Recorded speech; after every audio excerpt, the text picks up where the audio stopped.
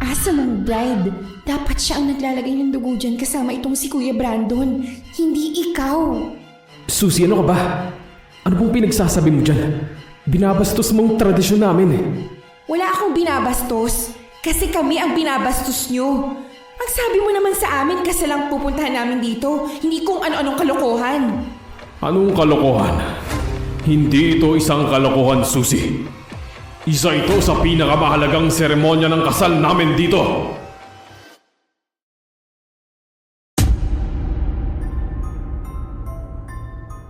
Sabi nga sa buhay, expect the unexpected. Tulad na lang sa buhay ko. Wala yata akong plano na natupad. Madalas na iba ang nangyayari, taliwas sa kung ano ang pinlano ko. Hanggang sa natutunan kong tanggapin na lang na kung ano ang pinagkaloob ng Diyos, yon ang susundin ko. Yan po ang tema ng ating kwento ngayong araw, mahal kong Anatics.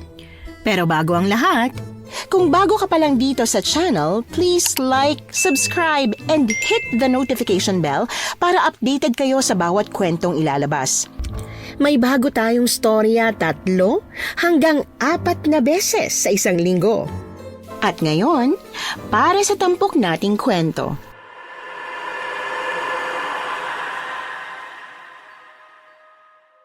Magandang araw po, Miss Anne. Itago niyo na lang po ako sa pangalang Susie. Isang normal na taong may mga kakaibang experiences sa buhay. Bata pa lang malakas ng instinct ko at ang instinct na yon ang naging batayan ko sa buhay. Pero sa hindi inaasahang pagkakataon, hindi pala sa lahat ng oras dapat na sundin ang instinct dahil kung minsan hindi ito umaakma. Para lubos niyo pong maunawaan ang pinupunto ko, hayaan niyo pong ikwento ko sa inyo ang kakaibang karanasan ko at ng matalik na kaibigan ko. Mariel, ang sakit na ng mga binti ko kakaabang dyan sa boyfriend mo. Nilalamok na rin ako, oh. Hay nako, sinabi ko naman kasi sa'yo na huwag ka nang sumama pero ang tigas pa rin ng ulo mo. Sumama ka pa rin talaga. Pagkatapos ngayon, nagrereklamo ka?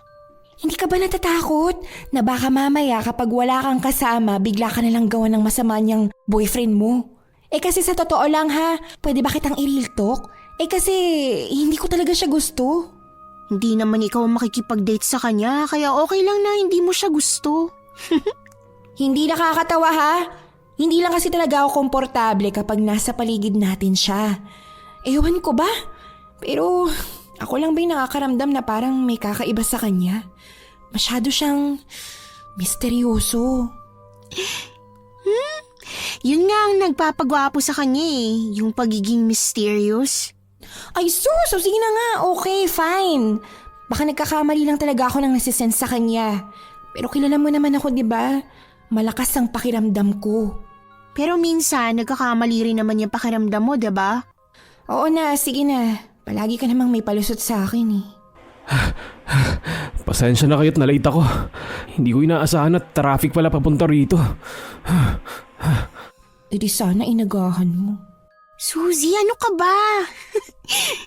Nako, ayos lang Mario. Hindi naman kami naghintay ng matagal Ganun ba? O sige, tara na. Saan nyo ba gustong pumunta? Libre ko na. Ikaw ang bahala. Doon sa restaurant na yan. Diyan yung paboritong kainan ni Mariel. Susie, ano ka ba? Nakakahiya.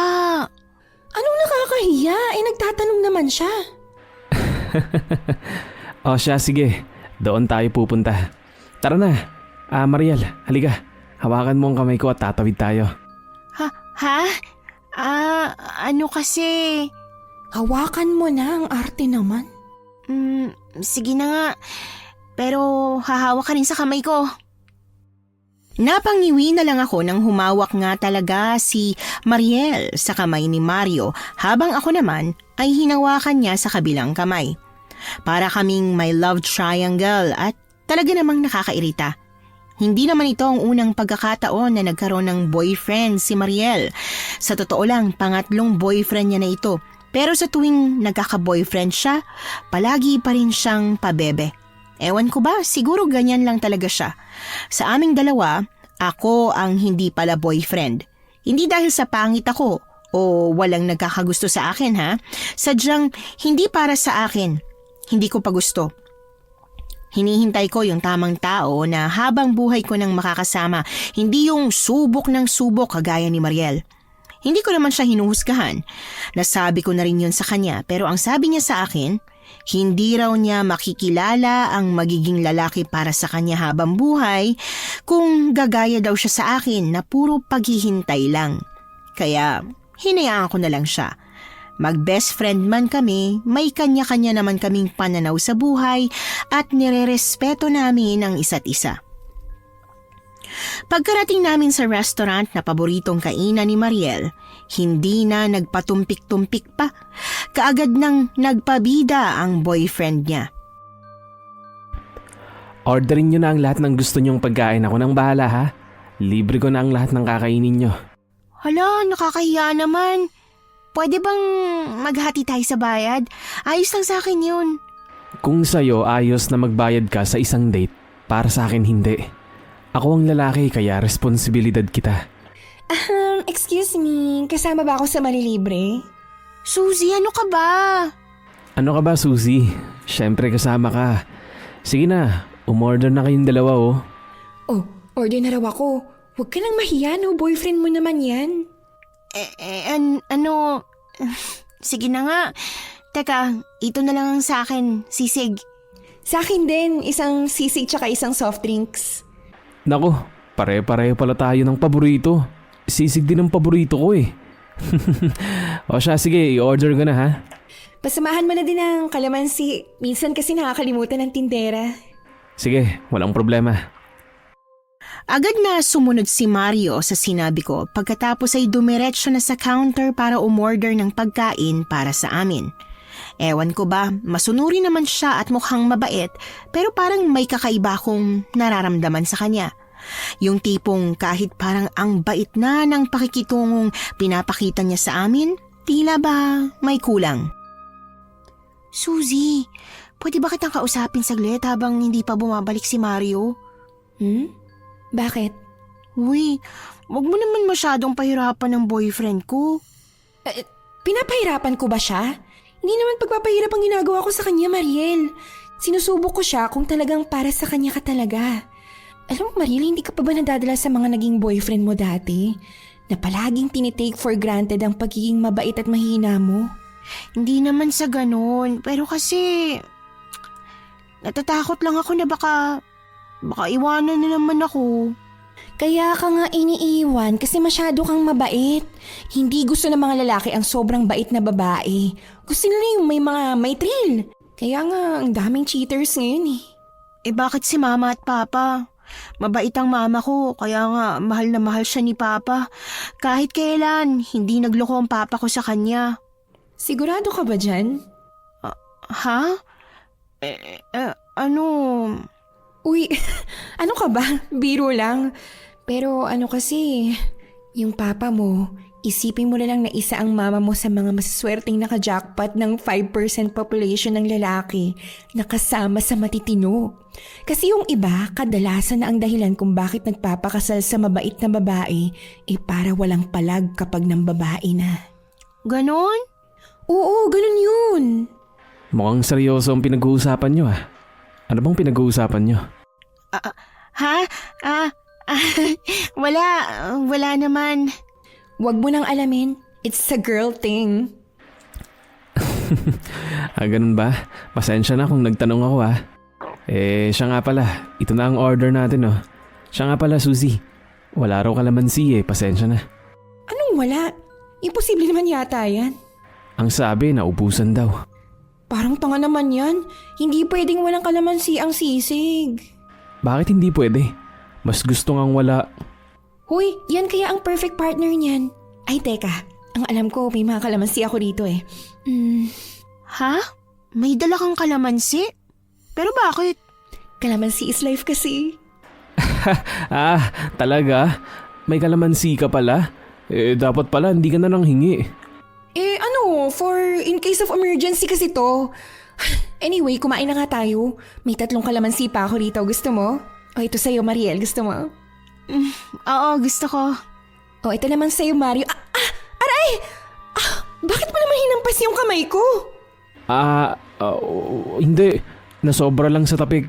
Pasensya na, hindi ko sinasadya. Kasi, hindi kasi ako mahilig sa maasim. O sige na nga. Sa susunod dahan-dahan lang ha. Ang sakit nun. Uy, hindi naman daw sinasadya. Pagbigyan mo na. Hindi naman ako magtatanim ng sama ng loob dahil lang dito. Mabuti pa, kumain na tayo. Mas tumindi ang pakiramdam ko na kakaiba si Mario. Hindi na lang ako nagsalita pero nakita kong nagbigay naman ng kalamansi yung tindera noong may isang customer na bumili. Hindi ko alam kung bakit parang ayaw na ayaw niya ng kalamansi. Inisip ko na lang na baka yun nga, baka ayaw niya sa maasim tulad ng sabi niya. Hindi ko na lang masyadong inintindi ang mga usapan nilang dalawa basta tahimik ko na lang nakinain ang in-order ni Mario para sa akin. Hindi na ako magpapaka-ipokrita. Naririnig ko kung gaano sila kalandi pero pinababayaan ko na lang. Hanggang sa magbukas ng ibang usapan si Mario. Siya nga pala. Kung hindi kayo busy, baka pwedeng samahan niyo ako sa probinsya namin. Kasi kasal ng kapatid ko at hindi pwedeng hindi ako pumunta eh. Ang sabi ni nanay at ng kapatid ko, gusto ka raw nilang makilala, Mariel. Pero kung hindi ka pa handa, ayos lang naman. Talaga? Ipapakilala mo ako sa pamilya mo? Oo eh. Seryoso na kasi talaga ako sa'yo.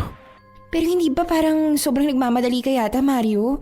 2 buwan pa lang kayo magkarelasyon tapos ipapakilala mo na agad sa pamilya mo. Paano kung magkahiwalay pa kayo ni Mariel?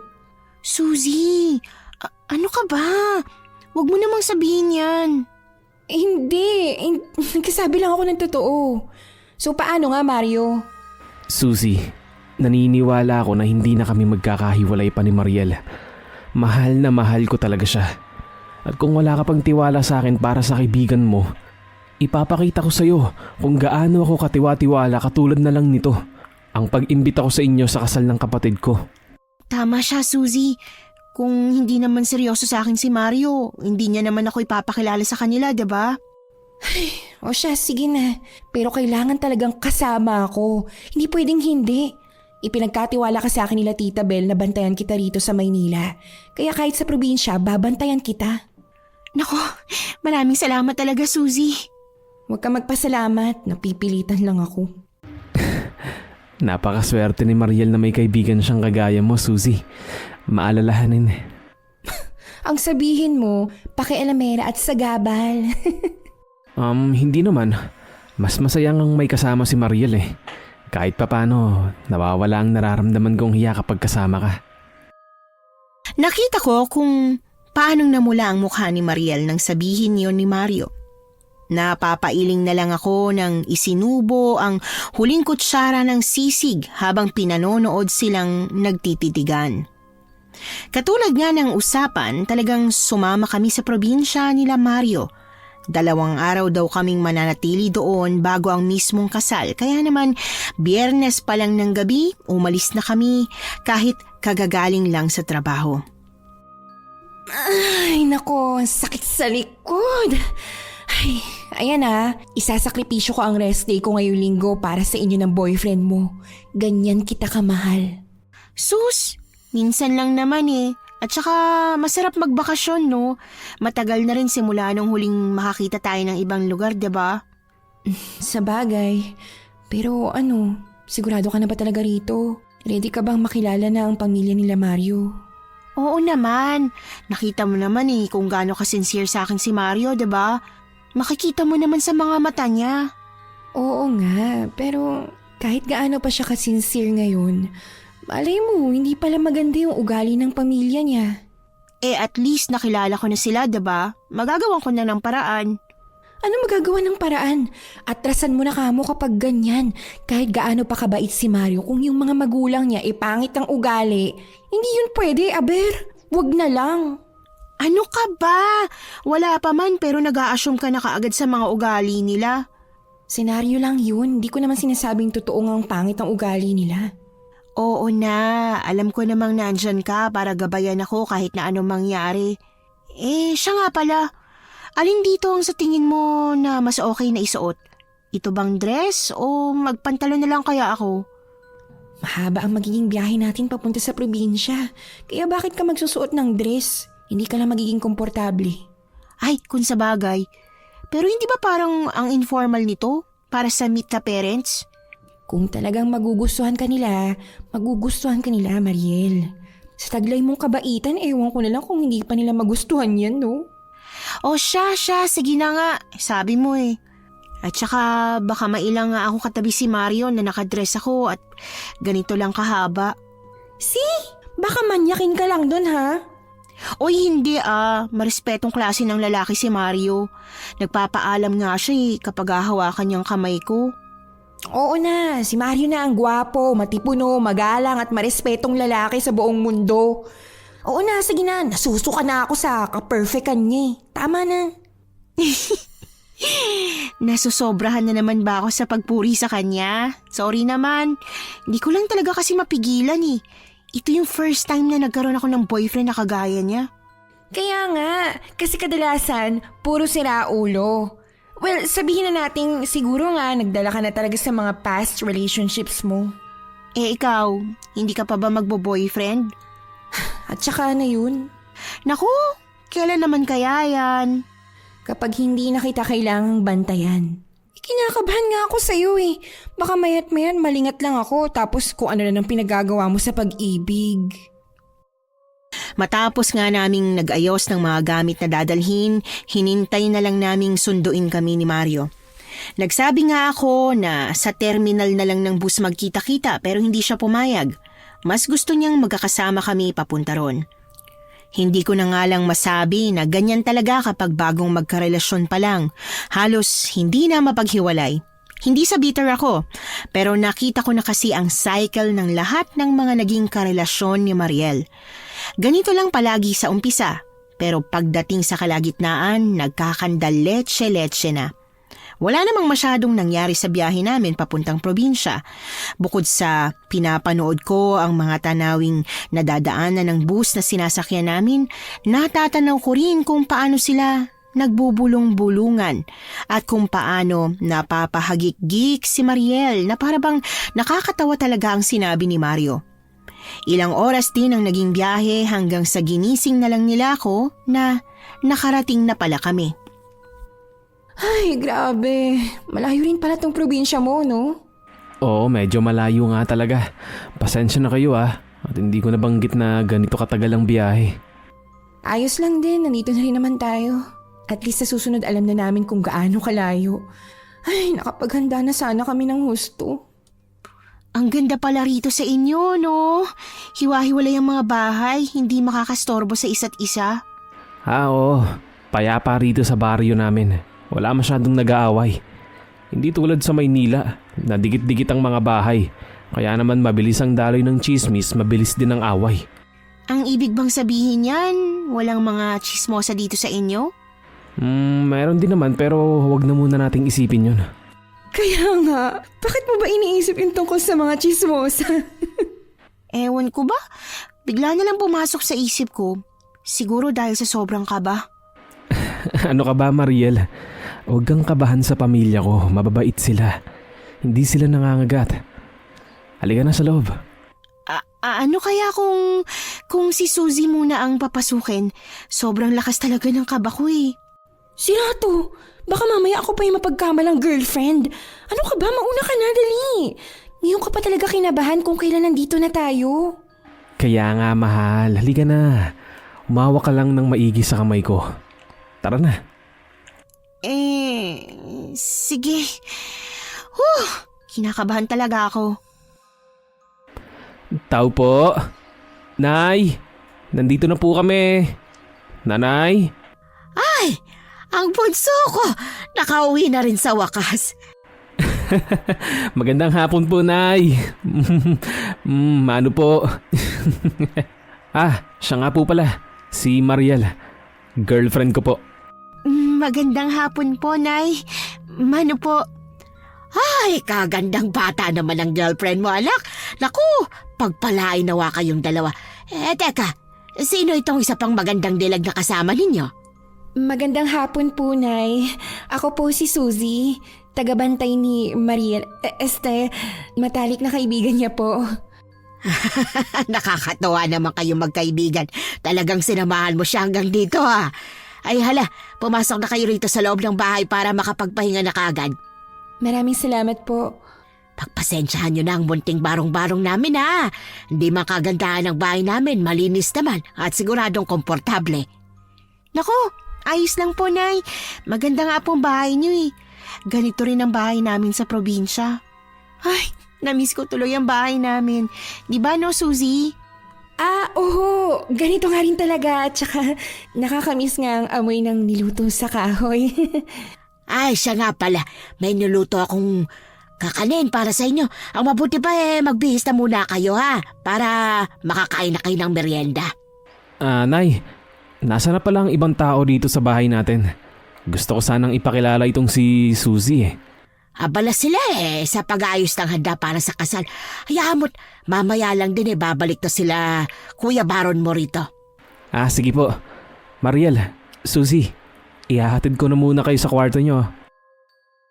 Tipikal na bahay sa probinsya ang itsura ng bahay nila Mario. Presko ang hangin at ang sarap sa pakiramdam ng amoy ng kahoy. Mas lalo ko tuloy nami-miss ang buhay namin sa probinsya. Hinatid lang kami ni Mario sa isang kwarto kung saan may medyo kalakihang papag na siguradong kasya kami ni Mariel. Pagkahatid sa amin ni Mario, hindi na siya nagtagal at nagpaalam agad na kakausapin daw ang nanay niya. Mabuti dahil kahit papaano, nagkaroon kami ng oras ni Mariel na kaming dalawa lang. Kumusta ang pakiramdam mo sa nanay ni Mario? Bakit ako ang tinatanong mo? Siyempre, ikaw ang nakakaramdam kung mabait ba yung tao o hindi. Di ba sabi mo, malakas ang instinct mo? Oo nga, malakas nga. Pero sa pagkakataong ito, sa tingin ko, hindi na dapat ako makialam. Baka kasi kung magsasabi ako, iisipin mong masyado na ako nangihimasok sa buhay mo. So wala kang nararamdamang masamang energy? Tulad ng mga sinasabi mo palagi sa ibang tao na nakakasalamuha ko? Na nakakasalamuha mo rin? Hindi ko masasabing wala, pero kasi yung nanay ni Mario, ewan ko ha, pero parang nagpapakitang tao lang at may tinatagong kulo pa rin. At saka hindi pa natin nakikita yung ibang mga kamag-anak niya kaya hindi ko pa nararamdaman yung buong enerhiya ng pamilyang ito. Grabe, para ka talagang may pagka-psychic ano? Ang ganda na nga ng pakikitungo sa atin ng nanay ni Mario pero para sa'yo, may tinatagong kulo pa rin? Bakit ngayon nagrereklamo ka? Sa'yo naman talaga yung nararamdaman ko. Nagtatanong ka sa akin tapos ngayong sinagot kita. Oo na, tama ka naman. May nararamdaman din akong kakaiba eh. Hindi ko alam kung dahil ba nakakailang pa. Dahil syempre bago lang naman tayo rito. Sana nga yun lang ang nararamdaman natin. Pero Mariel, sa ngayon, wag na muna nating masyadong isipin. Siguro mag-enjoy na lang muna tayo sa mga binibigay nilang atensyon sa atin. Kaya nga, at saka nasasabik na talaga akong makakain ng kakanin. Wala na halos tindang kakanin sa Maynila eh. Ay, kaya nga, naamoy ko pa lang yung amoy ng latik at kahoy na ginamit pang gatong. Naglalaway na ako. Sa kabila ng pangambang pareho naming nararamdaman ni Mariel, hindi namin yun masyadong ininda. Nag-ayos na lang muna kami ng mga gamit namin pagkatapos ay lumabas na pabalik sa kusina para kumain ng merienda. Naabutan namin doon si Mario at si Nanay Lucing na abala sa paghahanda ng lamesa. Iba't ibang klaseng kakanin ang nakahain doon, bagay na talagang nagpakinang sa mga mata at nagpakalam sa mga sikmura naming magkaibigan. Wow!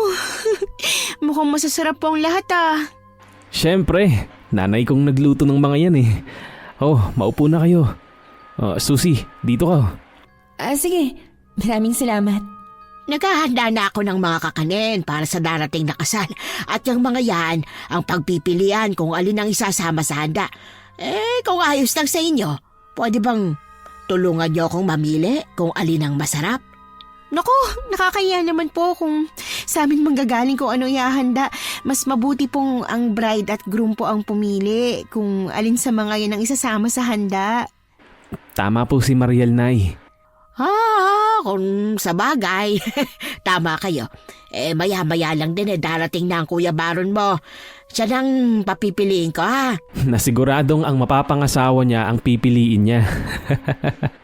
Pero di ba po may pamahiin na bawal magkita ang ikakasal bago ang araw ng kasal? Tama si Suzy, nak. Ang kuya mo na lang talaga ang pwedeng mamili. Kasi bukas na sila magkikita ulit ng ate mo. Teka lang po pala. Di ba po dapat naghahanda na ang lahat para sa kasal? Saan po ba gaganapin? O baka po pwede kaming makatulong? Nakakaya naman pong nandito lang kami habang abala ang lahat. Nako Suzy, huwag mong alalahanin yun, ano ka ba? Mga bisita kayo rito at hindi mga katulong na dinala ko lang dito para tumulong sa handaan. Sa kabilang bahay gaganapin ang handaan kaya doon mag-aayos ang lahat. Kung ganon, ayos lang ba kung mamasyal kami ni Mariel dito sa inyo? Para kahit papano may magagawa naman kami. Ano ba kasing gusto mong makita sa baryo namin, Iha? Po, nakakamiss po kasi yung buhay probinsya. Yung sariwang hangin po, yung ilog, dagat o yung bukid. Nako, kayo talaga. O siya, sige. Ang mabuti pa, Mario. Ipasyal mo na sila para hindi sila mabagot dito sa loob ng bahay, ha? Sigurado po ba kayo, Nay? Abayo! Ano bang gagawin nila rito kundi mamasyal, hindi ba? Mabuburyong lang sila hanggang bukas kung paghihintayin lang natin sila. Sige ho, Nay. Mariel, saan mo gustong pumunta? Ikaw ba, Suzy? Ikaw naman din kasi ang may gustong pumasyal. Ayos lang sa akin kung dito lang ako. Gusto kong pumasyal sa tabing ilog. Makalanghap lang man ng sariwang hangin. Medyo malayo mula rito sa amin ang ilog Ayos lang ba sa'yo, Suzy? Naku, ayos na ayos. Gusto kong maglakad-lakad. Ang totoo niyan, gusto ko na sanang magpahinga dahil sa pagod na naramdaman ko mula sa biyahe. Pero ewan ko ba, iba ang nararamdaman kong aura ng bahay. Para bang mabigat at nakakapaso. Parang bagay na hindi ko gusto. Kaya nagpumilit akong lumabas. Bata pa lang ako, alam kong may kakaiba na sa paraan ko kung paanong makaramdam ng energy ng tao o kaya naman kahit ng paligid. Kaya mabilis kong malaman kung saan o kanino ako mas komportable o hindi. Pagkalabas namin ng bahay, kaagad akong nag-inat para lang hapin ang mabangong amoy ng probinsya. Hindi naman sa mabaho ang Maynila, sadyang iba lang talaga ang amoy ng polusyon kesa sa amoy ng sariwang hangin mula sa mga puno at halaman. Mario, sa bahay ba ng kuya mo gaganapin ang kasal? Oo. Nagpatayo na muna kasi siya ng bahay bago siya nagpasyang magpakasal. Alam mo na, mas magandang may sarili ng bahay bago magkaroon ng sariling pamilya. Kung sa bagay, tama ka. Saan pala banda? Yun sa kabilang banda yung may umuusok. Nagluluto na kasi sila Hindi ba parang ang aga naman nila ata magluto? Ano ka ba, Suzy? Kapag bukas pa sila magsimulang magluto, baka maghul na sila sa oras. Baka naman mapanis. Anong oras ba ang kasal bukas? Bukas ng 10:00 ng umaga. Di ba? Hindi ba mapapanis yan? Hindi mapapanis yan dahil sa kahoy niluto. Ganun yun. Mas matagal mapanis ang mga niluto kapag di kahoy. At saka, hulaan ko, adobong unang niluto, no? Oo, yung hindi mabilis mapanis. Hindi ba tayo pupunta roon bago ang kasal? Para makiusyoso? Ikaw talaga, Suzy, oh. Para naman maging pamilyar sa mukha ng mga makakasama natin sa araw ng kasal. Huwag mong masyadong intindihin yan, Suzy. Dahil siguradong isa-isa mo silang makikilala. Ay, ewan. Bakit ko nga ba kasi inaalala? Ang mabuti pa, tulad ng gusto mo, mamasyal tayo ng matiwasay at walang masyadong inaalala. Mabuti pa nga. Dadalhin ko kayo sa puno ng balete. Yung paborito naming tambayan noong mga bata pa kami. Balete? Hindi ba pinamumugaran ng White Lady yun? Naniniwala ka ba sa mga ganun, mahal? Hindi totoo yun. At saka sa dami ng puno ng balete, lahat ba sa tingin mo may White Lady? Sa bagay, pero buti bilang mga bata hindi kayo natatakot o tinatakot ng matatanda. Hindi uso yun sa amin. Siguradong makulit si Mario bilang bata. Pumunta nga kami sa sinasabi ni Mario na puno ng balete. Pagdating doon, tinulungan niya kaming umakyat sa puno para maupo at tanawin ang buong baryo. Ramdam ko ang saya kay Mariel habang tinatanaw namin ang baryo, ang mga bukirin, ang bundok, at pati na rin ang mga hayop. Ewan ko ba, pero sa mga sandaling yon, nakita kong tunay na masaya nga talaga ang kaibigan ko. Kahit papaano, naisip ko na baka nga sa dinami-dami ng lalaking dumaan sa kanya, baka si Mario na ang tunay na para sa kanya. Mario, ingatan mo ang kaibigan ko ha. Oh, bakit bigla mo naman yata akong sinabihan ng ganyan? Wala lang. Pakiramdam ko kasi ikaw na nga ang the one para sa kanya. Talaga, Suzy? Nararamdaman mo? Oo, hindi na ako kukontra sa inyong dalawa. Naku, mahal. Ibig sabihin talaga na matino kang lalaki para sa akin. Bakit? Si Suzy ba ang magdesisyon niyan? Hindi, mahal. Pero malakas talaga ang pakiramdam ni Suzy pagdating sa mga taong nakapaligid sa kanya. Bihira lang siyang magkamali sa pagkakilala sa tao. Kaya nga malaking tiwala ko sa kanya. Mukhang malaki pala talaga ang tiwala sa'yo ni Mariel, Suzy At mukhang talagang mahalaga siya para sa'yo. Huwag kang mag-alala ha. Hindi ko sisirain ang tiwalang ibinigay mo sa akin. Mamahalin at pakakaalagaan ko siya. Higit pa sa kung anong ini-expect mo. Masaya kong ninitian sina Mariel at Mario bago ko ibinaling ng tuluyan ang tingin sa harap ko. Pinanood ko ang tanawin. Pero hindi ko alam kung bakit sa dinami-dami ng pwedeng paglaanan ng atensyon, mas natuon ang paningin ko sa usok na nagmumula sa bahay ng kapatid ni Mario. Hindi ko na malayang napatitig ako doon hanggang sa may napansin akong kakaiba. Bibihira ang mga taong dumadaan. Bagay na dapat hindi ganito, lalo na at umagang-umaga pa lang. Kung busy ang lahat para sa paghahanda ng kasal, bakit parang walang masyadong tao?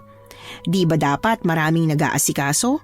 At saka parang wala kaming nakakasalubong na tao. Si Nanay Lusing at Mario pa lang ang nakikita kong tao dito. Kaya nasan kaya yung iba? Gustuhin ko mang tanungin si Mario, ewan ko ba, pero ipinagkibit-balikat ko na lamang. Nakalimutan ko rin naman kasi ang detalyeng yon nang yayain niya kaming pumunta sa ilog. Katulad ng sinabi niya, may kalayuan nga talaga. Inabot kami ng 20 minutong paglalakad bago narating yon. Wow! Sa wakas nakarating din tayo sa ilog. Ay, ang sarap ng simoy ng hangin dito. Sayang hindi tayo pwedeng maligo. Kaya nga, mukha pa namang masarap maligo dito, no? Masarap talagang maligo rito. Madalas kaming maligo sa ilog na to nung mga bata pa kami. Sobrang nakaka-relax. Hindi ba pwedeng gawa ng paraan na makaligo tayo rito? Oo nga, parang ang unfair naman kung hindi namin mararanasan gayong nandito na tayo. Naku, wag na. Sa susunod na punta nyo na lang dito. Yung walang okasyon para naman mas ma-enjoy nyo. Sa bagay, tama ka. Mahirap nga namang maligo kung nagmamadali tayo at may hinahabol na oras. Pero bukas pa naman ang kasal, di ba? Hindi naman tayo naghahabol ng oras. Malapit na silang magsimulang maghanda Pero ang sabi mo, naghahanda na sila. Hindi pa yun ang tunay na paghahanda. Mamayang gabi, magsisimula na. At pwede nyo na silang makilala. Ay, bakit parang kinabahan naman ako bigla? Bakit ka naman kinakabahan? Hindi naman nangangain ng pamilya ko. Mabait din naman ang nanay ko, di ba? Pero iba pa rin kapag sa buong pamilya mo na ako ipapakilala. Pakiramdam ko, pati tayo ikakasal Bakit? Saan pa ba tayo patutungo? Hindi ba doon din naman? Ay sus, mahabagang langit. Maawa kayo sa single na nakatayo lang dito. Maging sensitive naman kayo. O siya, kung panira na ako ng moment ninyo, doon na muna ako sa may parting gubat na yun. May nakita kasi akong mga bulaklak. Pwede bang mamitas dito? Oo naman. Basta't huwag ka lang lalayo ng husto ha. Oo, ito naman para naman akong batang maliligaw. Diyan na kayo, maglandian kayo all you want. Hindi ko na sila nilingon pa ulit, basta't dire-diretso ko nang tinungo yung parte ng gubat kung saan may napansin akong tila gumagalaw. Oo, sa gitna ng landian ni na Mariel at Mario, napansin ko pa talagang may kung anong gumagalaw sa gubat. Hindi naman siya mukhang malaking hayop, pero na-curious kasi ako kaya sinundan ko. Pagpasok ko sa parte ng gubat kung saan may mga kulay puting bulaklak na sa tingin ko ay bulaklak ng sampagita, doon ko napansin ulit yung tumatakbo. Isang batang babae ang patakbo-takbo at patago-tago pa sa likod ng mga puno, pero kitang-kita din naman. Psst, bata, gusto mo mag-join? Huwag ka na mahiya. Gusto mo bang makipagkaibigan? Ate, tao po ba kayo? Aha. Ay nako, wag mo naman akong tanungin ng ganyan. Sa sobrang ganda ko ba, mukha na akong Diyosa? Seryoso pong tanong ko, tao po ba kayo? Oo naman.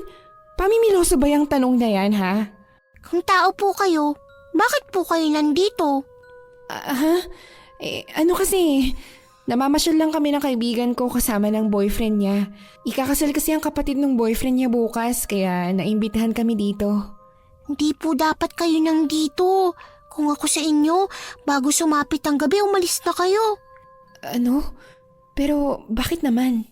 Dahil hindi nyo po kilala ang mga kasama nyo dito. Pero kung hindi po kayo makakaalis ngayong gabi, tanggapin nyo po ito. Isang kwintas na may pangil? Ano to? Para saan to? Isuot nyo na lang po para hindi kanila mapagdiskitahan. Pero... Akin na po, tutulungan na kitang magsuot at baka hindi sa leeg mapunti, baka sa bulsa. Ha? Ano? Ako ang magsusuot nito? Oh, eto na. Nasuot ko na. Happy ka na ba? Huwag niyo pong uhubarin yan ah. Dito lang po ako sa gubat. Ayun po yung bahay namin ng lolo ko. At kung kailangan niyo po ng tulong, huwag po kayong mahiyang kumatok ah. Teka, saan bang bahay ang sinasabi mong bata? Ha? Hoy bata! Hala, nawala! Nasaan na yun? Bakit biglang nawala? Suzy! Nasaan ka na ba? Suzy! Bumalik na tayo sa bahay ni na Mario. Oo. Nandiyan na. Saan ka ba nang galing? At saka, bakit wala ka namang dalang mga bulaklak? Sabi mo kukuha ka ng bulaklak ah. Wala. Naaawa lang ko sa mga bulaklak kaya hindi ko na pinitas. O tara na. Tapos na ba kayo magkwentuhan? Tapos na. Nagtataka nga ako sa iyo kung bakit bigla ka nang napatagal. Akala ko naligaw ka na. Sus, ano ko? Bata para maligaw? Susie, ano, may nakita o nakausap ka pa ba doon? Ha? Wala naman. Nagbumuni-muni lang ako at binigyan ko kayo ng time para sa isa't isa. Sana nasulit yung dalawa. Suzy, ano ka ba? Bakit? Hindi niyo nasulit?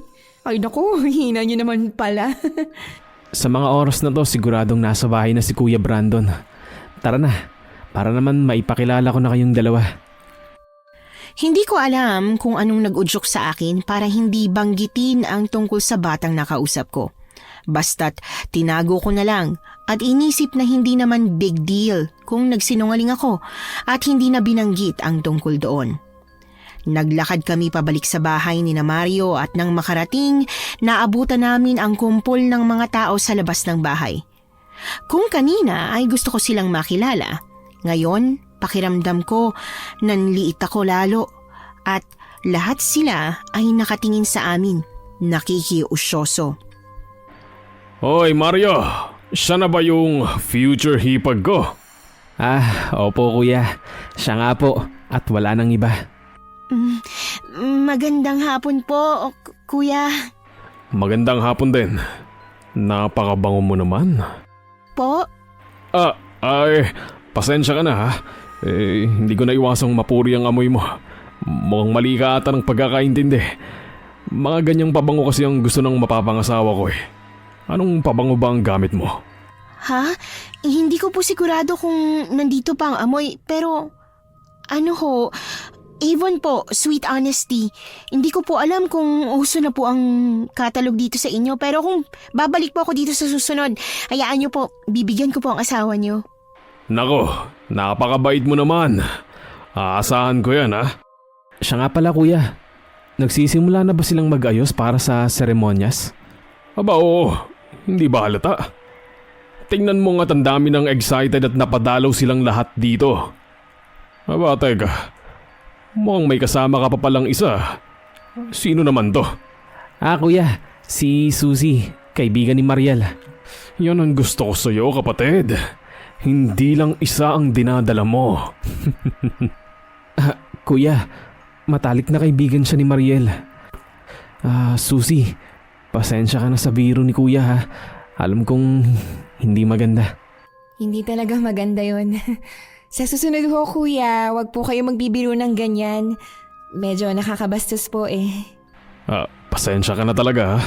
Nakakahiya tuloy. Ganito kasi kami magbiruan dito sa amin eh. Pasensya na at nadala ko hanggang sa inyo. Siya nga pala. Dala namin ang mga susuotin nyo para mamayang gabi. Susuotin po mamayang gabi. May ganap ba mamaya? Suzy, Mariel, sasabihin ko sa inyo mamaya ang tungkol sa selebrasyon namin bago ang kasal. Tara sa loob. Medyo maraming tao kasi rito eh. Sobrang nailang talaga ako sa paraan kung paano makipag-usap ang kapatid ni Mario. Malayo sa pagiging magalang at marespeto ni Mario, ang kapatid niya ay parang may pagkabastos.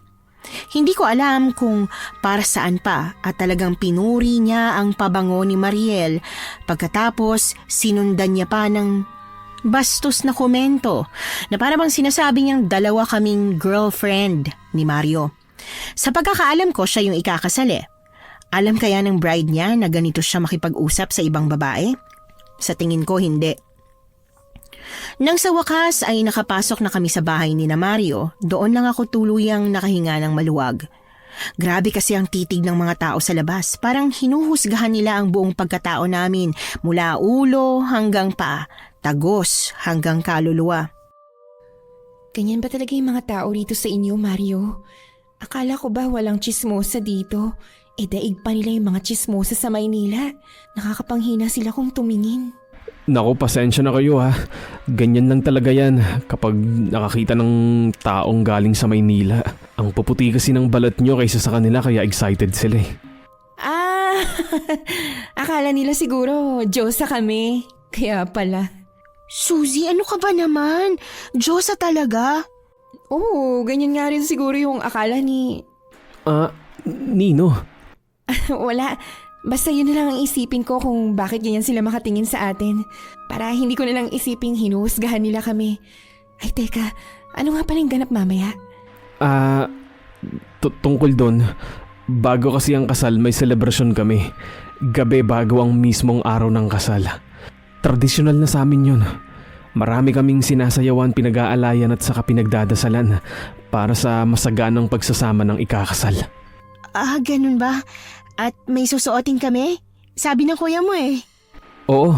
Teka, baka nandoon kay nanay yung isusuot ninyo. Eto na! Eto ang isusuot ninyong dalawa.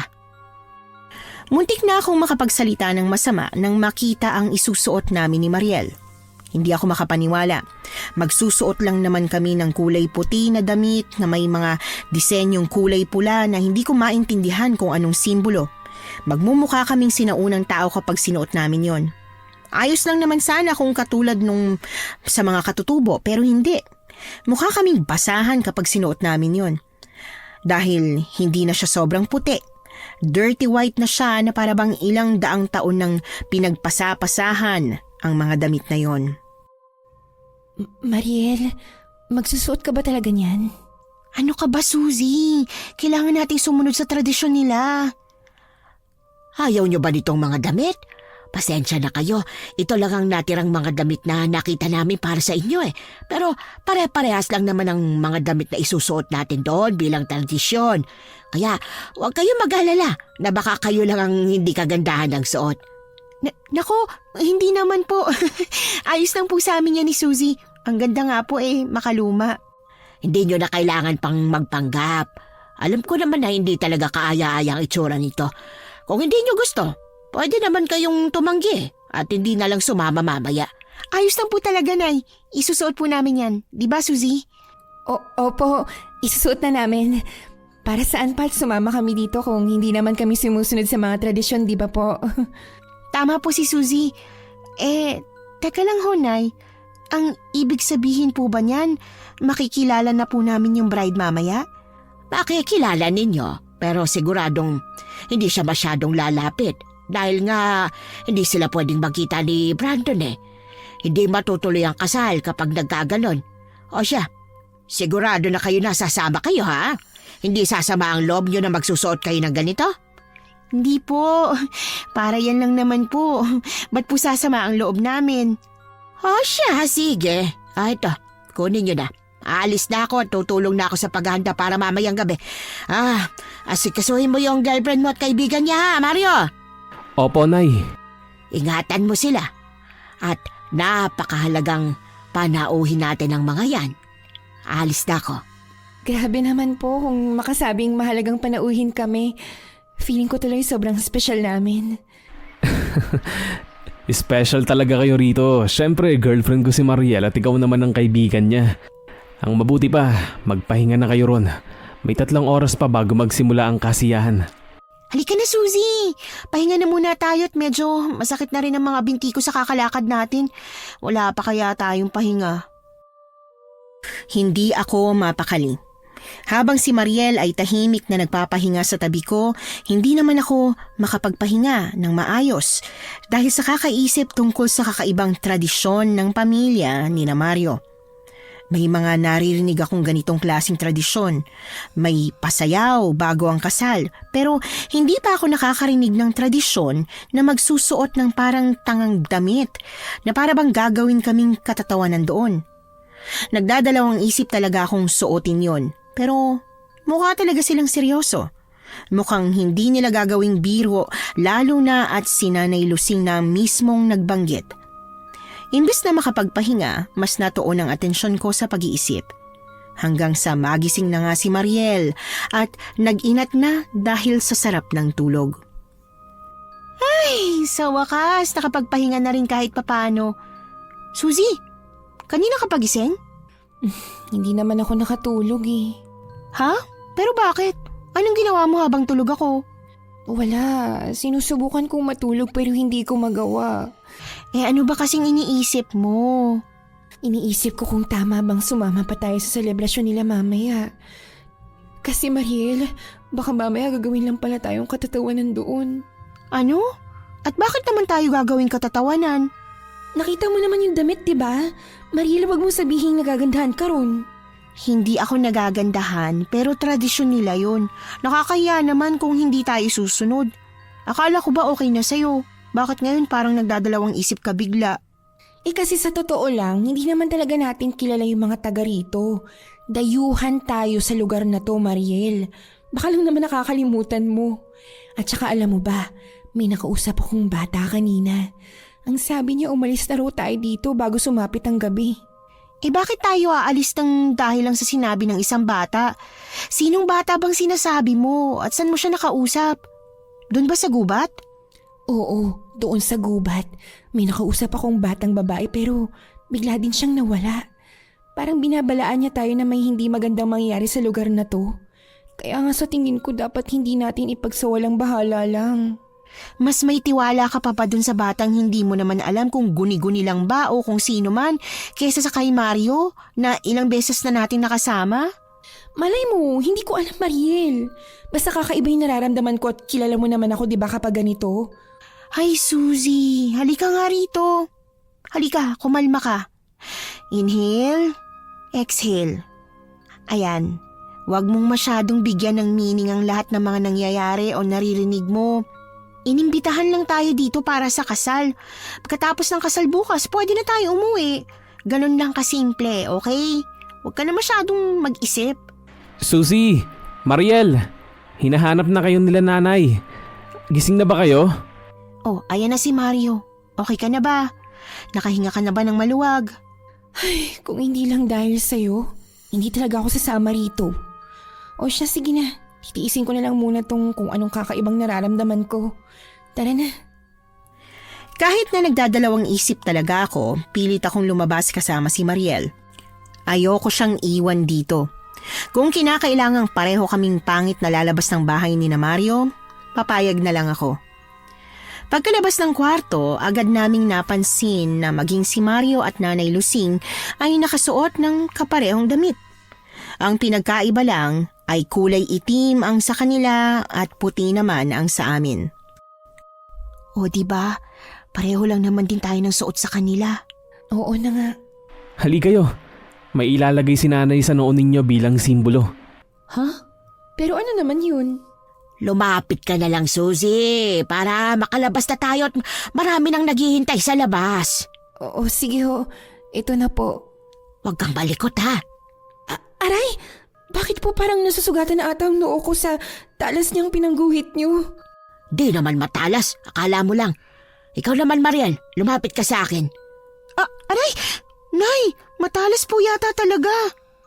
Kayong dalawang magkaibigan, para simpleng guhit lang nasasaktan ka agad kayo. Tapos na, oh. Mariel, Susie, huwag niyo nang galitin si nanay. Nay, ako na po ang bahala sa kanila at susunod na kami sa inyo. Di naman ako nagagalit. Nakakainis lang kasi. Di naman matalas eh. Mariel, patingin nga ako ng noo mo. Ito may sugat ba o imagination ko lang talaga yung sakit? Naku, may konting sugat nga talaga. Natural lang yan na may sugat, pero manipis na sugat lang naman at hindi nyo naman dapat ikabahala. Nasugatan kami ng nanay mo, Mario. Kesyo maliit o malaking sugat man yan, nasugatan pa rin kami. Grabe ka. Suzy, hayaan mo na. Ano pa nga bang magagawa ko? Lahat naman yata na nangyayari dito ngayon, kailangang hayaan ko na. Ewan ko ba sa'yo, Mariel? Imbis na sagutin ako, pinakitaan na lang ako ni Mariel ng nagpapaawang mukha. Sa totoo lang, hindi na ako naaawa sa ipinapakita niya sa akin na iinis na ako. Para bang lahat na lang kasi dapat naming tiisin. Kahit sa totoo lang, pwede naman kaming umalis na lang. Para sa akin, tama na yung pinagsuot kami ng ganito. Hindi na dapat kami sinugatan pa. Alam kong may iba na magsasabing maarte ako, pero kasi hindi talaga normal tong kinikilos nila. Wala na akong kibo nang tuluyan na kaming lumabas ng bahay. Tahimik lang ako habang hawak ang kamay ni Mariel at sumusunod kay Mario. Madilim na sa labas. Kung susumahin ay 9:00 na yata ng gabi. Hindi ko kasi napansin ang orasan bago kami lumabas ng bahay. Basta't mataas na ang buwan sa langit at bilog na bilog yun. Kinikilabutan ako, Suzy. Akala ko ako lang yung nakakaramdam. Sa totoo lang, para tayong alay. Alay? Ano ka ba naman, Suzy? Ang wild naman ang iniisip mo. Ikaw nga kinikilabutan eh. Kaya nga, pero yun ay dahil lahat ng tao nakaitim. Na para bang kulto sila at tayo yung alay dahil nakaputi tayo. Ano ka ba naman, Suzy? Oh, bakit? Hindi ba? Paano kung alay nga talaga nila tayo rito? Shh! Huwag kayong maingay. Malapit na tayo sa bahay nila Kuya Brandon. Doon magsisimula ang lahat. Ano bang sisimulan? Akala ko ba may kasiyahan kayo? Bakit parang may padasal na nangyayari? Mamaya pa magsisimula ang kasiyahan, Susie. Kailangan munang magdasal. Magdasal pala talaga. Hindi ako makapaniwala nang dumating nga kami sa bahay ni na Kuya Brandon at nagsisimula ng maglakad ang buong baryo. Lahat sila ay may hawak na itim na kandila habang kami ni Mariel ay sumusunod lang sa kanila. Wala kaming hawak na kahit ano, pero pakiramdam ko kami ang nasa unahan. Sinusundan namin si Kuya Brandon at Mario na may dalang malaking parang tinidor. Kung ako ang tatanungin, hindi mukhang kasal ang susunod dito. Ayokong manghula, pero kinikilabutan na talaga ako. Hanggang sa dumating na nga kami sa harap ng paanan ng bundok. Kinabahan pa ako dahil akala ko talaga aakyat naman kami doon pero hindi. Lumapit doon sina Mario at Kuya Brandon. Pagkatapos ay sinugatan ng kanilang mga palad saka ipinatak ang dugo sa paanan ng bundok.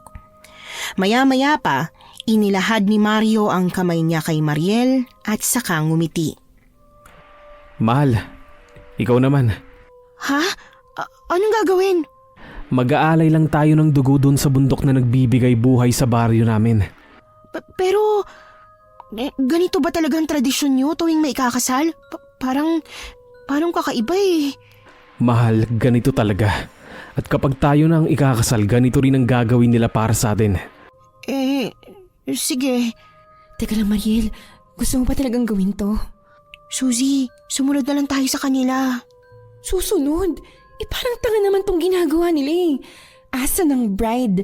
Dapat siya ang naglalagay ng dugo dyan kasama itong si Kuya Brandon. Hindi ikaw. Susie, ano ka ba? Ano bang pinagsasabi mo dyan? Binabastos mong tradisyon namin. Wala akong binabastos. Kasi kami ang binabastos nyo. Ang sabi mo naman sa amin kasi lang pupuntahan namin dito. Hindi kung ano-anong kalokohan. Anong kalokohan? Hindi ito isang kalokohan, Susie. Isa ito sa pinakamahalagang seremonya ng kasal namin dito. Halika na, Mariel. Hindi ako papayag na sa ganitong weirdong pamilya ka mapupunta. Suzy, ano ka ba? Huwag mo sabihin susunod ka sa kanila. Simula nung naging magkaibigan tayo, ikaw na palagi ang nasusunod. Ikaw na lang palaging sinusunod ko dahil sabi mo malakas ang pakiramdam mo. Hindi ba pwedeng ngayon ako naman ang sundin mo, ha? Hindi kita susundin, Mariel. Kung gusto mong sumunod dyan sa weirdo mong boyfriend kasama yung weirdong pamilya niya, edi sige, bahala ka na. Pero hindi ako nagkulang sa pagpapaalala sa'yo. Suzy, ano ka ba? Hoy! Saan ka pupunta? Kaagad kong hinubad ang damit na pinasuot nila sa amin pagkatapos ay nag-walk out ako.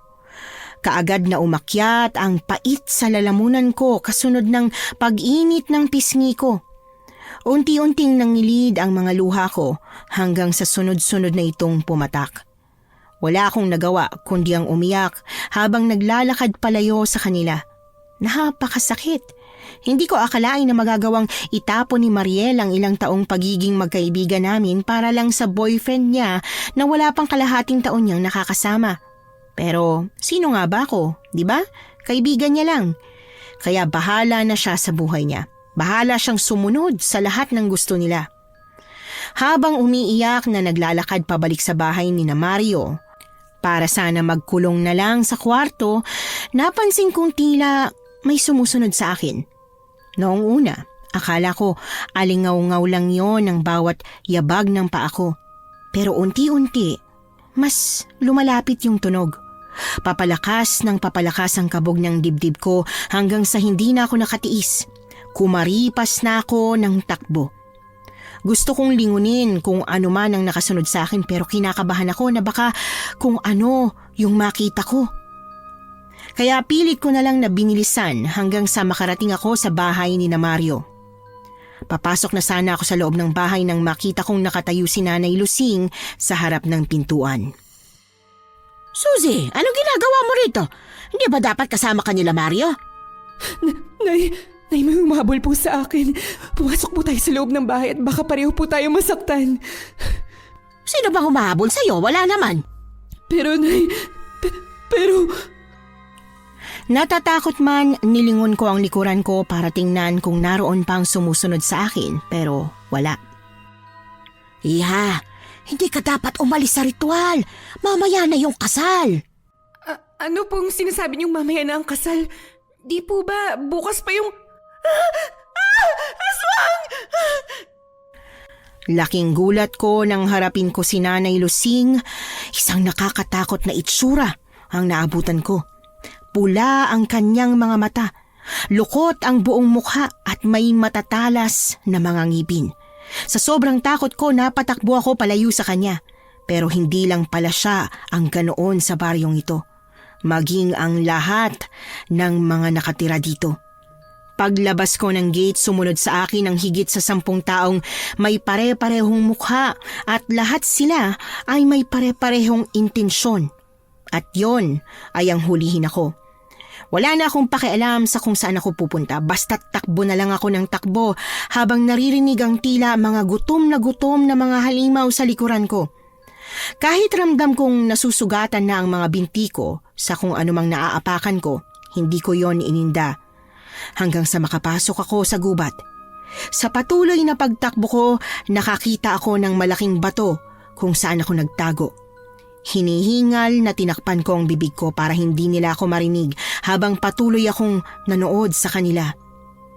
At nang makakalagpas na sana sila sa akin, nabigla ako nang may kumalabit sa balikat ko.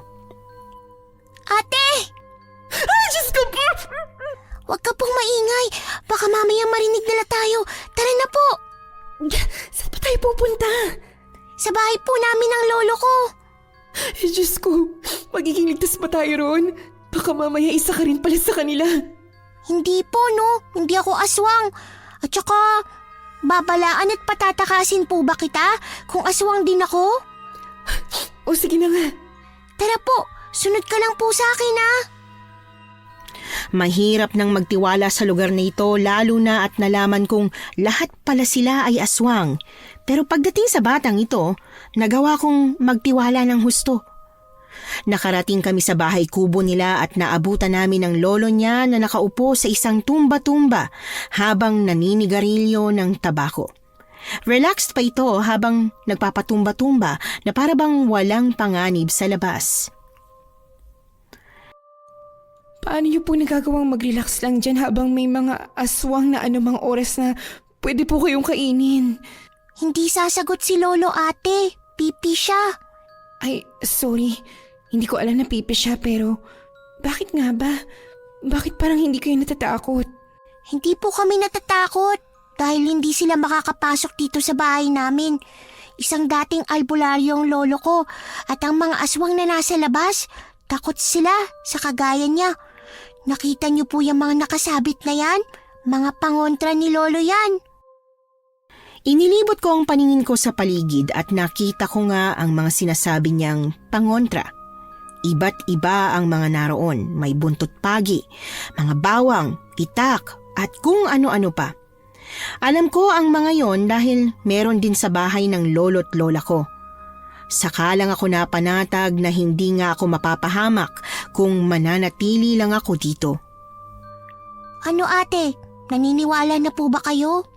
Oo, naniniwala na ako. Pero kung alam niyo na pala na mga aswang ang nakatira sa baryong ito, bakit nandito kayo maglolo? Wala po kasi kaming ibang bahay kundi dito lang. Kaya wala po kaming pagpipilian kundi dito tumira. Alam niyo po, hindi naman kasi dating mga aswang ang lahat ng nakatira dito. Mga tao lang din po sila noon. Kaso lang, nayanggaw po ang iba. Kaya po naging aswang na silang lahat. Nayanggaw? Anong ibig sabihin nun? Nahawaan po. Tulad na lang ng pag-aasawa nila. Pinapasa nilang nang pinapasa yung lahi nila hanggang sa dumami. Di po ba kayo isa sa pakakasalan? Ay hindi po. Nako, sinamahan ko lang po ang kaibigan ko rito. Yung boyfriend niya ang nagsama sa amin dito na hindi ko alam. Iisa palang aswang. Ang sabi niya dadalo kami sa kasal pagkatapos ganito pala ang mangyayari. Hala ka po ate! Yung kaibigan mo po, nasan siya? Naku, iniwan ko kasi matigas ang ulo. Hindi siya nakinig sa akin eh. Yung kaibigan ko, baka kinain na siya ng mga aswang. Kailangan ko siyang balikan. Teka lang po, hindi po kayo pwedeng basta-bastang lumabas dyan at siguradong nag-aabang yung mga aswang sa labas. Eh paano yung kaibigan ko? Hindi ko siya pwedeng pabayaan doon kahit nasaktan niya yung feelings ko. Alam ko po yun, pero tingnan niyo po si Lolo. May sinasabi siya. Pero wala naman ako maintindihan eh.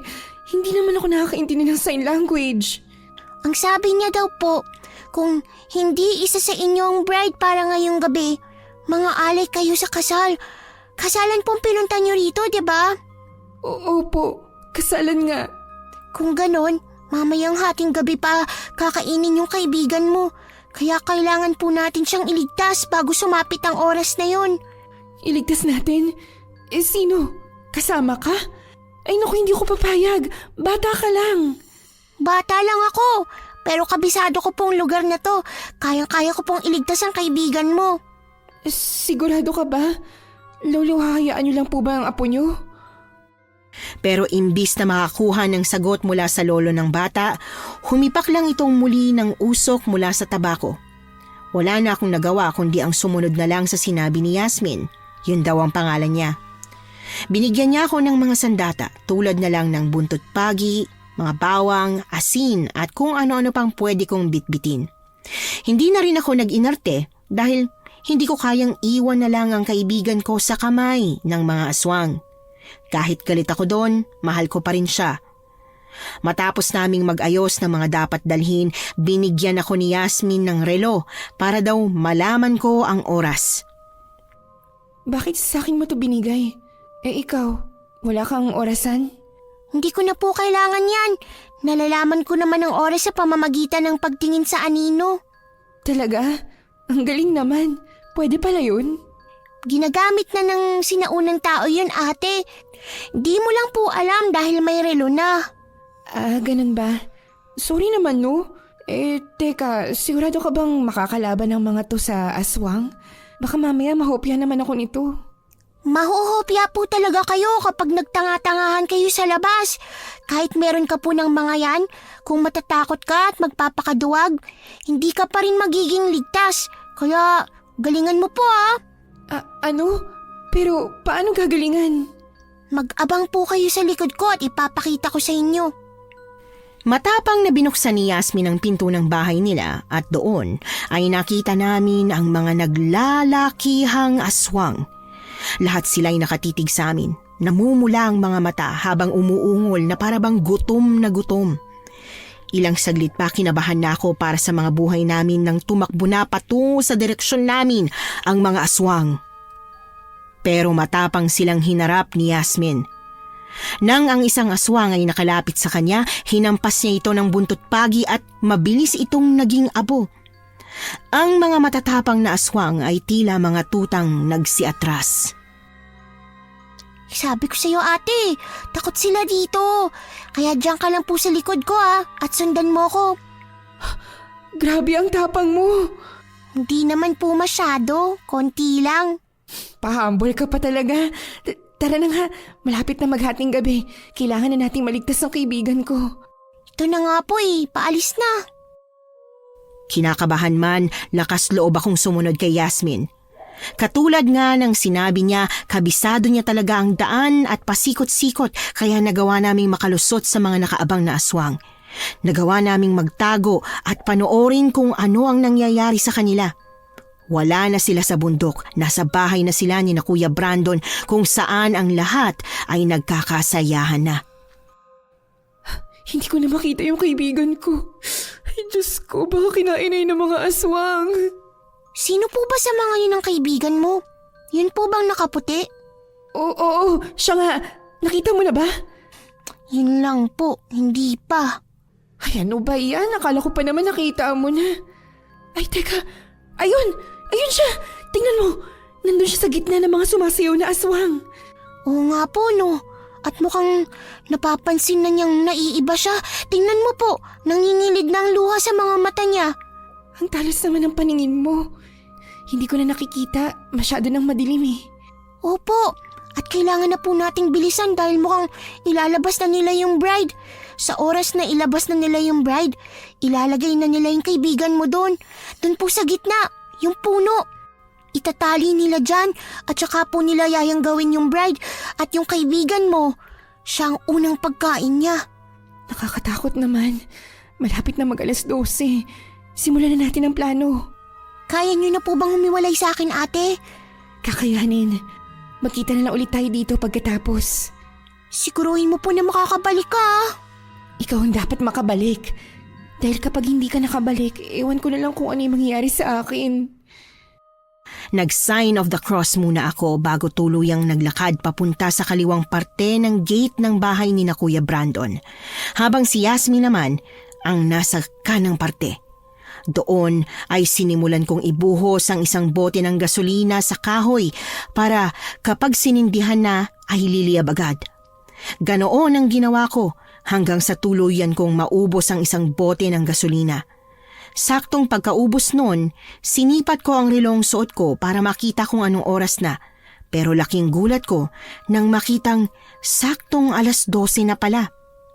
Sa pagkataranta ko, agad kong hinanap si Yasmin mula sa kabilang parte ng gate. Pero huli na ang lahat nang umalingaw-ngaw ang nakakaawang sigaw ni Mariel kasunod ng masayang hiyawan ng mga aswang na naroon. Masaya sila na parabang sa wakas ay makakatikim na sila ng masarap na ulam. Ate Suzy, bilisan niyo na po! Sindihan niyo na po! Ano? Yasmin! Ate, nasa na po yung lighter? Nasa inyo po! Kapag hindi pa po natin sinindihan yan, makakain na ng bride yung kaibigan mo. Ay, sorry. Ito na yung lighter. Sinisindahan ko na. Ay, shit, bakit ayaw masindihan? Natataranta po kasi kayo eh. Ako na nga po. Ito, sige, bilisan mo. Ako na pong bahala. Magabang na po kayo dyan sa may gilid. At kapag nagkagulo na yung mga aswang, pasok po agad kayo susunod ako. Sige, bilisan mo. Natatarantaman, nagmamadali akong nag-abang sa gilid ng gate. Nakita kong nasindihan na nga ni Yasmin ang lighter. At dahil gawa lang yun sa kahoy, mabilis na sumiklab ang apoy. Imbis na sa bride at kay Mariel ang atensyon ng lahat, nabaling yon sa nagliliyab na apoy. Unti-unting natataranta ang lahat at pinuntahan ang nag-aapoy na gate. Kaya nakapasok ako bit-bit ang itak. Hindi na ako lumingon sa likod. Diretso lang ang tingin ko habang naglalakad patungo kay Mariel na umiiyak habang nakatali sa malaking puno. Suzy, tulungan mo ako. Tinali nila ako. Ipapakain daw nila ako sa bride. Shh, oo na, alam ko, kaya kumalma ka muna. Unahin mong isipin ang kaligtasan mo kaysa matakot ka. Puputulin ko yung tali sa likod mo. Bilisan mo at baka bumalik na sila. Ito na, ang tigas naman ng lubid na itinali sa'yo. Huwag ka malikot at baka masugatan kita. Suzy, nakabalik na sila, Kuya Brandon. Bilisan mo, nakikita na nila tayo. Ito na, matatanggal na. Ayun na. At saan kayo pupunta?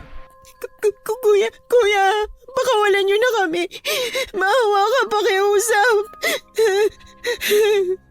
At bakit kami maaawa sa inyo? Mas nakakaawa ang asawa ko kapag hindi siya nakakain ng tao ngayong kasal namin. Kailangan niya ng pagkain para lumakas siya sa unang araw namin bilang mag-asawa. Wala kayong makakain sa amin. Magkakapatayin muna tayo. Napakayabang mo naman. At anong magagawa mo? Papatayin ko kayo. Sige nga, patayin mo nga ako. Dali, lumapit ka.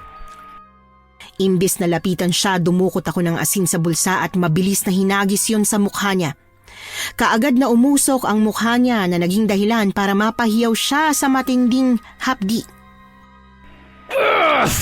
Aray ko. Punyeta kang babae ka. Takbo na, Mariel. Bilisan mo. Pero Suzy, Bilisan mo. At saan ka naman pupunta, mahal? Sa tingin mo ba talaga makakatakas ka?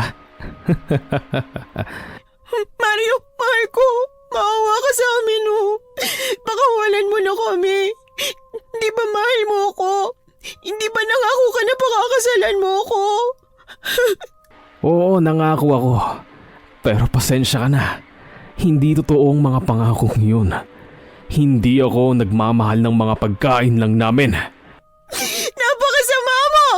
Niloko mo ako! Masama na kung masama. Kasi masama naman talaga. Nataranta ko nang bigla na lang hablutin ni Mario si Mariel. Hindi ko alam kung anong uunahin kong gawin. Ang kalabanin ba si Kuya Brandon o ang bawiin si Mariel? At dahil mas mahalaga para sa akin ang kaibigan ko, inuna kong kalabanin si Mario. Hinagisan ko siya ng asin.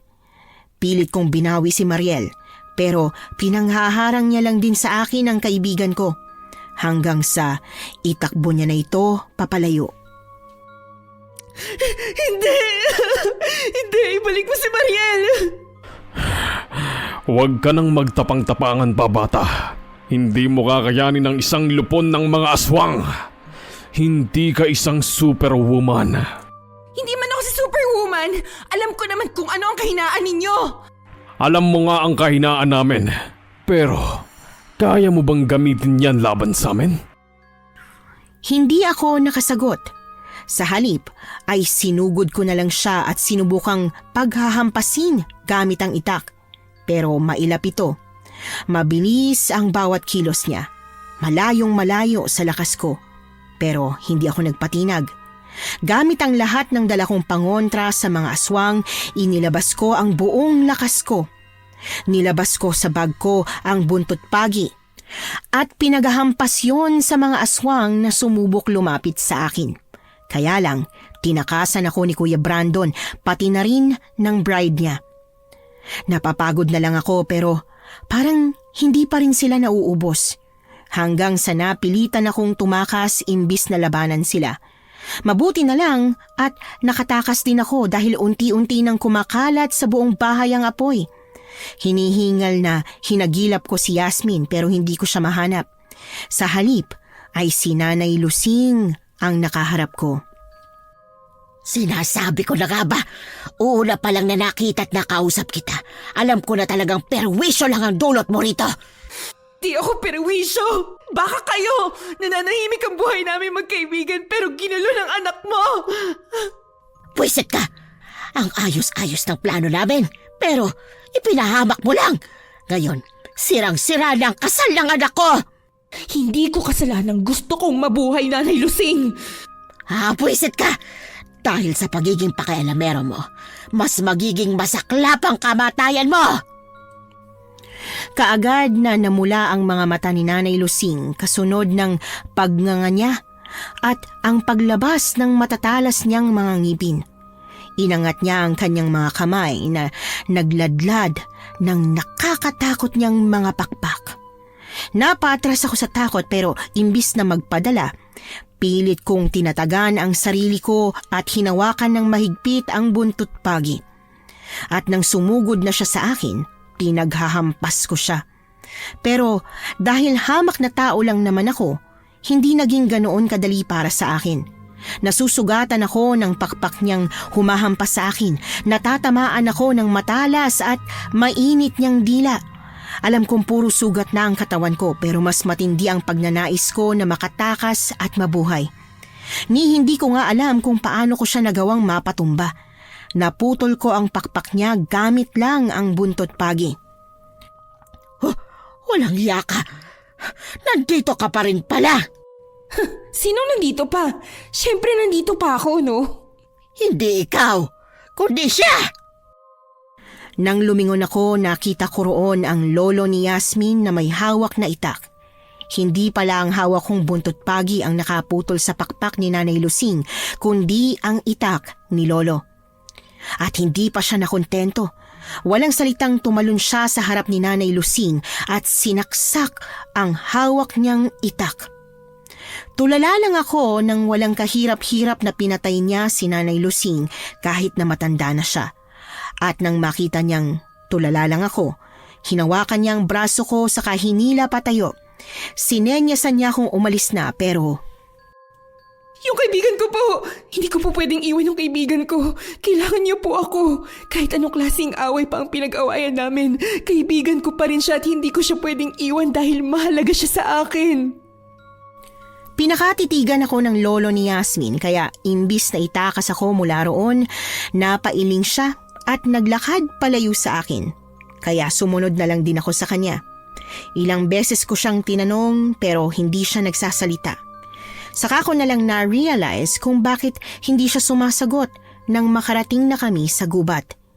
Pipi nga pala siya at kahit anong sabihin ko hindi siya sasagot.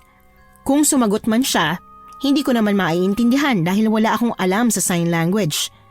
Sinundan ko lang siya ng sinundan hanggang sa makarating kami sa paanan ng bundok kung saan sila nag-alay ng dugo bago ko umalis.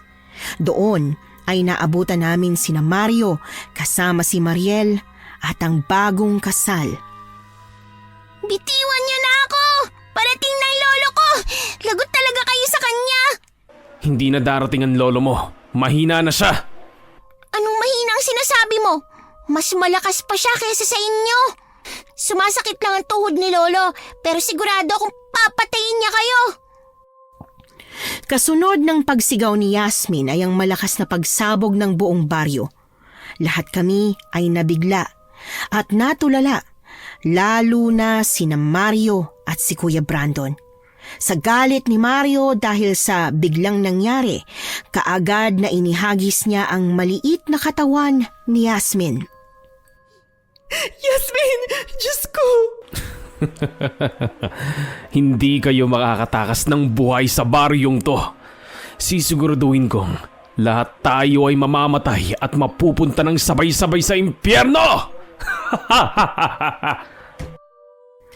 Kaagad na nagbago ng anyo si Mario. At ganoon din si Kuya Brandon na sabay sumugod sa amin. Pero hindi sila hinayaan ng lolo ni Yasmin. Nilabanan niya ang dalawang naglalakasang aswang. Habang ako naman, kinuha ko si Mariel palayo sa kanila. Itinakas ko siya hanggang sa tuluyan na kaming makalayo. At nang masiguro kong nasa maayos na siyang kalagayan, naghanda na ako para bumalik kung nasaan sina Yasmin. Saan ka pupunta, Suzy? Kailangan na natin tumakas! Mauna ka nang tumakas at humanap ka ng pwedeng tumulong sa atin. Hindi ako aalis. Paano ka? Hindi ako mawawala. Tutulungan ko sila Yasmin dahil tinulungan din nila tayo. Malapit na silang makalaya mula sa pagkakulong nila sa baryong to na puro aswang ang naninirahan. Kaya kailangan ko silang tulungan. Pero baka mapahamak ka. May mga dala akong panlaban. Ito isuot mo tong kwintas na ibinigay sa akin ni Yasmin. At saka ito, dalhin mo tong itak. Paano ka lalaban kung binigay mo ng lahat sa akin? Basta, umalis ka na lang, Mariel. Kailangan mo mabuhay. Balikan mo na lang ako kapag nakahingi ka ng tulong. Babalikan kita. Promise. Basta ipangako mo sa akin na babalikan kitang buhay, ha? Promise, buhay ako pagbalik mo. Ayaw man ni Mariel, napilitan siyang umalis bit-bit ang binigay ko sa kanyang itak at yung kwintas na may pendant na pangil. Habang ako naman ay bumalik sa kung saan ko nakitang hinagi si Yasmin. Kitang-kita ko kung paano nasasaktang sinusubukan ni Yasmin na bumangon mula sa pagkakahiga. Yasmin! Tulungan na kita! Ay, Diyos ko! Ang tapang mo naman kasi talagang hinaharap mo sila kahit alam mong ang liit-liit mo. Kaya ko naman po talaga. Madaya lang yung isang aswang eh. Hinagis ako. Anong madaya roon? Ay, naku! Ay, halika na nga. Ihatid na kita sa bahay ninyo. Pero si Lolo po, baka po kung ano nang nangyari sa kanya. Napakalakas ng lolo mo. Nakita mo kung paano niya napatay yung aswang ng nanay noong dalawang kalaban niya ngayon. Hindi nga ako makapaniwala na kinaya yun ng lolo mo. Kahit na po, si Lolo na lang ang natatanging pamilya ko eh. Kaya hindi po ako papayag na mawawala lang siya sa akin. Hindi siya mawawala. Magtiwala ka. Malakas ang kutob ko na malalabanan ng lolo mo ang mga aswang na yun. Sige po ate, magtitiwala po ako sa inyo. O halika na, sumampa ka na sa likod ko. Pero ate, sobrang sakit po ng likod at puwet ko. Halos hindi na po ako makabangon. Nakita mo na, hirap ka na pala talaga tapos gusto mo pang puntahan ng lolo mo. Tinulungan ko si Yasmin na tumayo mula sa pagkakahiga sa lupa. Hinang-hina ang katawan niya kaya tama lang na imbis na hayaan ko pa siyang sundan ng lolo niya, ay inihatid ko na lang siya sa bahay nila. Habang nagpapahinga siya, doon ako naghanda ng mga gamit na dadalhin para balikan ng lolo niya. Kaya lang, saktong pagbukas ko ng pintuan ay naabutan ko na si lolo. Buhay pero puno ng dugo ang buong katawan at hinang-hina itong bumagsak sa sahig. Suzy! Sa wakas nagkita rin tayo ulit. Ito naman, parang 3 taon naman tayong hindi nagkita niyan. Parang 3 taon nga talaga tayo hindi nagkita, no? Sobrang namiss kita. Ang hirap din pala na magkaiba tayo ng trabaho. Mahirap kasi wala kang kadaldalan, no? Oo, kasama na yon. Oh, saan na pala tayo ngayon magde-date? Doon ba tayo sa paborito mong restaurant? Suzy naman, pinaalala mo na naman yung walang yang aswang na ex-boyfriend ko. Ha? Wala naman akong pinapaalala sa'yo ah. Wala. Pero alam ko naman na yun ang pinapahiwatig mo eh. Ayoko na talaga maalala yung aswang na yun. Hindi naman natin matatakasan ang nangyari yun noon. Mas mabuti nga rin na hindi natin takasan para hindi na tayo matakot na mag-move on. Ang kaso, hindi ko pa rin alam kung kailan ako makaka-move on. Natatakot pa rin ako na baka maulit-ulit yung pagkakaroon ko ng boyfriend na aswang. Ano ka ba naman, Mariel? Huwag kang mag-isip ng ganyan. Sa 1,000,000 tsansa na magkakaroon ka ng aswang na boyfriend, may 1% ka lang. At naranasan ko yung 1% na yon. So, hindi ka na mag-boyfriend ulit dahil sa nangyari? Di na, natatakot na nga ako. Naku, bahala ka. Nang dahil lang pala sa aswang, masisira ang pangarap mo na magkaroon ng isang pamilya. Bahala na. Naisip ko rin na baka tama ka nga. Baka tama na darating ang tamang lalaki kahit na hindi ko hanapin. Darating din naman talaga. Nagmamadali ka lang kasi kaya nagkakamali ka tuloy sa lalaki. Kaya nga ayoko na ngang magmadali. Teka lang. Total na pag-usapan naman na natin. Kumusta na pala sina Yasmin at saka yung lolo niya? Uling balita ko sa kanila, ayos na ang lolo niya at nakauwi na raw sila galing sa ospital. Mabuti naman kung ganun. Mabuti na lang din at naisugod mo pa sa ospital nung gabing yun. Kung hindi, talagang natuluyan siya. Grabe din kasi yung hataw ni Lolo sa pakikipaglaban sa mga aswang. Paano ba naman kasi? Matagal na rin daw kasi silang nagtitimpi sa mga aswang na yun. At yung gabing yun, ang nakuha nilang pagkakataon para matapos ang dapat matagal na nilang tinapos. Noong gabing yon, sa sobrang pagod ng lolo ni Yasmin, hinimatay ito. Mabuti na lang at nakabalik na si Mariel na may dalang tulong, kaya naman nasaklolohan ng lolo ni Yasmin na madala sa pinakamalapit na ospital. Nakakapagtaka na walang kahit sino ang nakialam sa nangyaring sunog sa baryong yon. Ang hula namin ni Mariel, baka alam na rin talaga ng mga kalapit na baryo na pugad ng aswang ang baryong yon. Simula din noon, ilang buwan na ang nakalipas pero hindi na naghanap ng ibang lalaki si Mariel. Kilala ko siya bilang mabilis magpalit ng boyfriend, lalo na at hinahanap niya nga ang right one para sa kanya. Pero dahil sa nangyari, mukhang na-trauma siya. Ilang taon na rin ang nakalipas at tumandang dalaga si Mariel. Habang ako, nagkaroon ng asawa at anak. Nagkapamilya na ako at lahat, pero hanggang ngayon, sariwang-sariwa pa rin sa akin ang mga nangyari. Hindi ko pa rin nakakalimutan ang karanasan namin kung saan naimbitahan kami sa kasalang walang kahit na sino ang tao. Nagustuhan niyo po ba ang ating kwento ngayong araw? Kung oo ang sagot at hindi mo pa nagagawa, subscribe na! Click the notification bell para updated ka sa tuwing maglalabas kami ng bagong kwento. Click like at mag-iwan na rin ng comment. Masayang-masaya ako tuwing nagbabasa ng messages mula sa inyo. At kung may sarili kayong karanasan na gusto nyong ibahagi sa amin, email lang sa missanhorrorstories@gmail.com. Dire-diretso lang, missanhorrorstories@gmail.com. Malay nyo, sa susunod, yung kwento na ninyo ang binabasa namin para sa ating mga tagapakinig. Hanggang dito na lamang muna at muli po, ito po ang inyong si Miss Ann. Nagpapasalamat sa inyong patuloy na pagmamahal at pagsuporta.